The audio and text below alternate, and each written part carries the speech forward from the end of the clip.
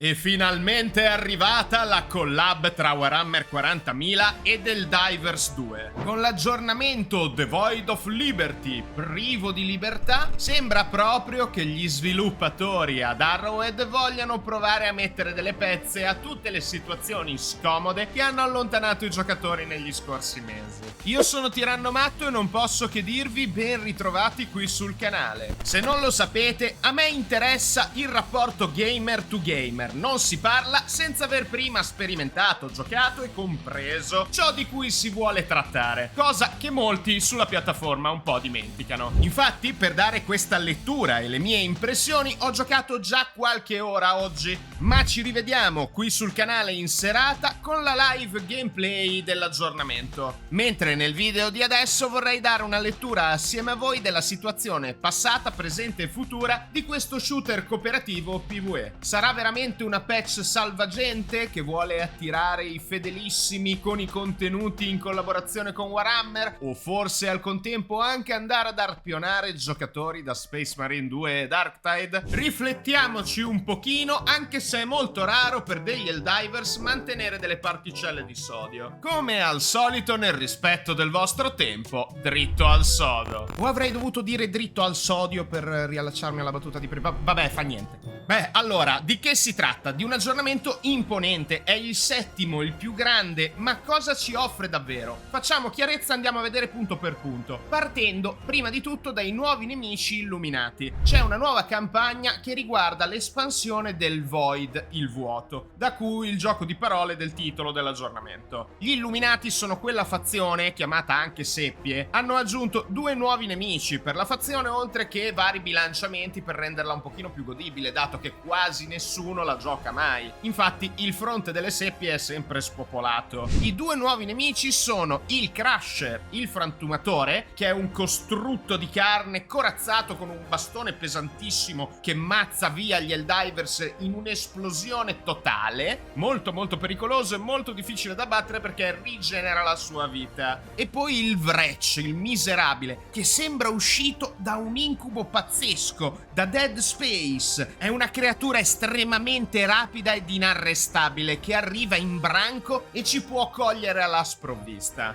Non temete però i nostri cari blueberries, i mirtillini della SEAF, la FAST in italiano, la fanteria d'azione della Superterra, stanno arrivando per darci manforte. Infatti sì, avremo finalmente delle truppe di supporto, non tramite uno stratagemma, quindi non potremo evocare dei reggimenti, dei battaglioni di umani normali, no, noi dovremmo essere gli Helldivers un pochino più super uomini, ubermesh, in realtà moriamo come dei tordi continuamente. Ma a prescindere da ciò hanno migliorato il comportamento della SEAF e al contempo hanno fornito a queste unità di fanteria una serie di nuovi kit versatili. Sui pianeti saranno presenti modificatori che determinano la presenza dei soldati SEAF, ma soprattutto li possiamo abbracciare, fondamentale direi. E a tale riguardo hanno aggiunto un sacco di slot alla ruota delle emoticon. Sembra una cavolata, ma in realtà Helldivers 2 ha un lato molto roleplay da LARP, live action roleplay game. Infatti noi vogliamo essere gli Helldivers, gli eroi della democrazia controllata che difendono la Superterra e che non vedono l'ora di creare e condividere un sacco di memes a riguardo. Comunque non è l'unico cambiamento alla qualità della vita e alle meccaniche, ma qui arriva il nocciolo duro della questione che forse dovremmo sputare e non ingoiare. Hanno deciso di aumentare il livello massimo dal cap del livello 150 al 300 con un diminishing return, quindi una diminuzione del guadagno di esperienza, un po' come per tantissimi altri giochi che anch'io tratto sul canale, come Path of Exile, per arrivare al livello massimo, ed è assolutamente un giga grind. Certo, tantissimi giocatori erano già arrivati al livello massimo e hanno chiesto un'implementazione di progressione ancora superiore che prevede più o meno 4 o 5 mila ore di gioco adesso per arrivare al livello 300. Perché lo ritengo il fulcro della critica al gioco e dello stato delle cose?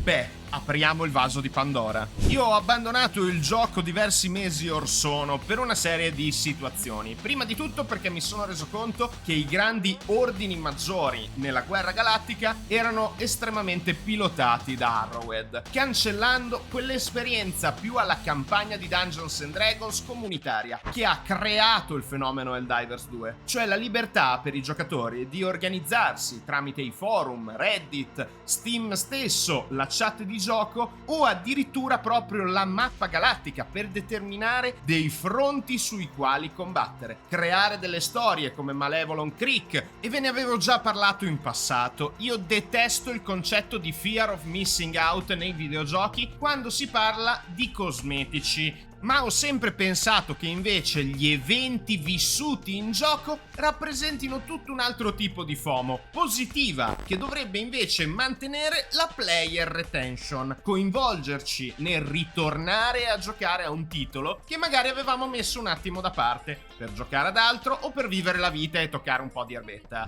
Purtroppo però vedo che la situazione in tal senso non è tanto migliorata. Certo, ci sono tanti qualità della vita, miglioramenti vari di cui parleremo a breve, però al contempo questa cosa del livello 300 e la mancanza di trasparenza sui major orders non mi convince granché. Credo che sia un modo un po' sloppy, un po' pigro per mantenere i giocatori appresso al gioco. Ma oltre la percezione soggettiva, che può essere sotto bias, c'è anche una valutazione oggettiva e ci sono alcuni fattori cruciali che la community detesta di Helldivers 2. Il primo e più fastidioso è proprio la volontà di Arrowhead patch dopo patch di voler nerfare e cambiare tutte le statistiche delle armi più giocate. Questo trend hanno capito che avrebbe portato molto male e hanno iniziato, seppur lentamente, a invertire la rotta. E infatti miglioramenti alla qualità della vita, per esempio la ricarica assistita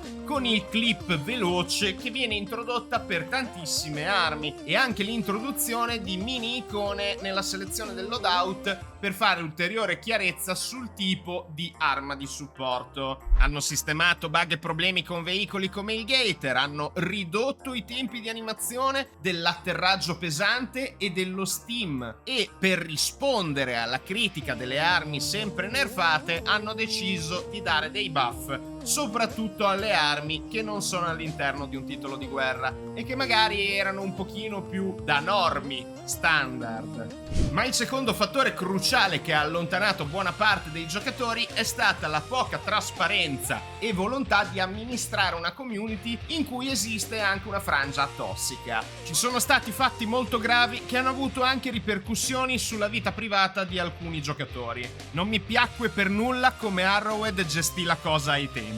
Vi invito a fare delle ricerche su Reddit.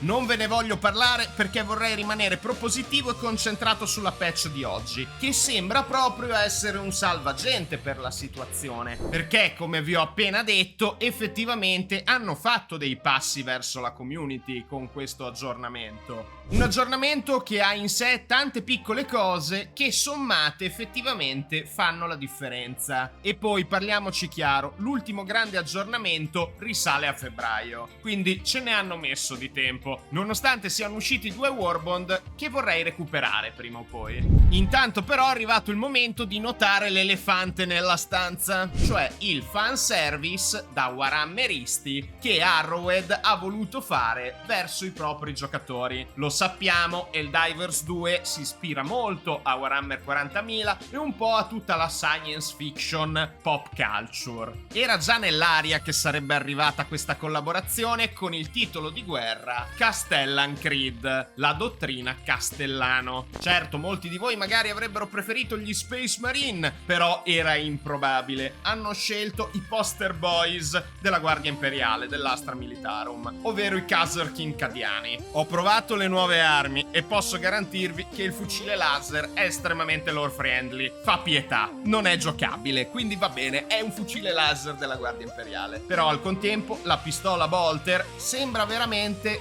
Chef Kiss. E l'armatura tutto sommato non è male. Le Melta Bomb sono divertentissime. Per quanto riguarda il fucile Melta, ragazzi, devo ancora sbloccarlo e quindi non ve ne posso parlare. Però, se volete, rimanete sintonizzati sul canale perché giocheremo e parleremo ancora di Helldivers 2. Seguiremo con grande interesse lo sviluppo degli avvenimenti e del futuro di questo titolo. Grazie per essere arrivati fino a qui dopo aver cliccato sul teschio del tiranno. Non mi resta che dire anche oggi. Questo è quanto, Tirannomatto out, e alla prossima!